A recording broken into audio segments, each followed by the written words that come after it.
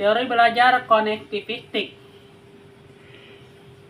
Pengertian teori belajar konektivistik.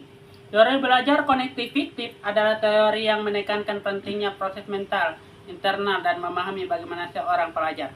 Dalam pendekatan ini, belajar dipandang sebagai proses aktif di mana individu memperoleh, mengelola, menyimpan, dan menggunakan informasi melalui berbagai proses konektif, seperti perhatian, referensi, memori, dan berpikir.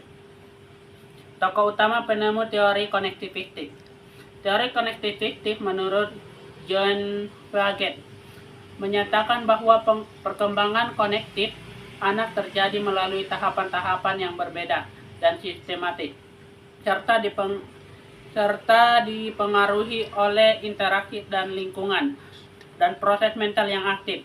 Anak-anak secara aktif membangun pengetahuan dan pemahaman mereka tentang dunia melalui asimilasi, akomodasi, dan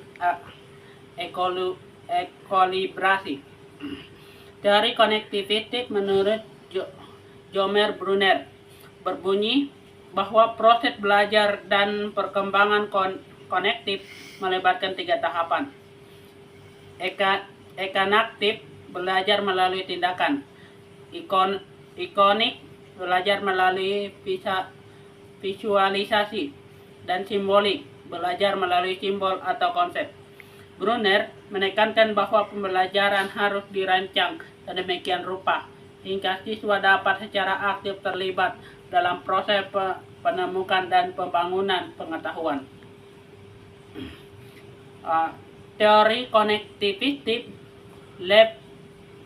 Lev-Piaget menekankan bahwa perkembangan konektif anak dipengaruhi oleh interaksi sosial dan budaya. Anak-anak belajar memenuhi interaksi dengan orang lain, khususnya orang yang lebih berpengalaman, dan bahasa berperan penting dalam proses belajar. Teori konektivistik menurut Robert Gagne adalah teori belajar yang menekankan pada proses pengolahan informasi sedemikian dalam otak manusia. Teori ini berfokus pada bagaimana siswa belajar, bukan hanya apa yang mereka pelajari. Gagne mengidentifikasi beberapa fase dan peristiwa pembelajaran yang penting, serta berbagai tipe hasil belajar.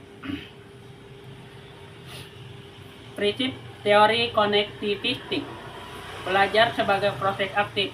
Siswa secara aktif membangun pengetahuan melalui interaksi dengan lingkungan dan pengalaman sebelumnya. Struktur konektif memenuhi pembelajaran. Pengetahuan disusun dalam skema atau struktur konektif. Pemahaman baru dibangun atas pengetahuan yang sudah ada. Pemahaman yang lebih penting daripada hafalan. Fokus pada makna keterkaitan antara konsep, bukan sekadar menghafal informasi. Tahap perkembangan konektif. Pembelajaran harus sesuai dengan tahapan perkembangan intelektual siswa. Misalnya menurut teori John Piaget, penggunaan strategi konektif. Siswa menggunakan pengelompokan informasi, membuat peta konsep, dan refleksi diri. Perhatian dan referensi mempengaruhi pembelajaran. Apa yang dipelajari sangat tergantung pada berapa besar perhatian siswa dan bagaimana mereka memaknai informasi. Pentingnya lingkungan sosial dan bahasa. Interaksi sosial seperti diskusi atau bimbingan membantu perkembangan konektif sesuai dengan pandangan Piaget. Transfer pengetahuan. Pengetahuan yang bermakna lebih mudah ditransfer ke situasi baru atau digunakan dalam pemecahan masalah. Pengaplikasian dalam pembelajaran.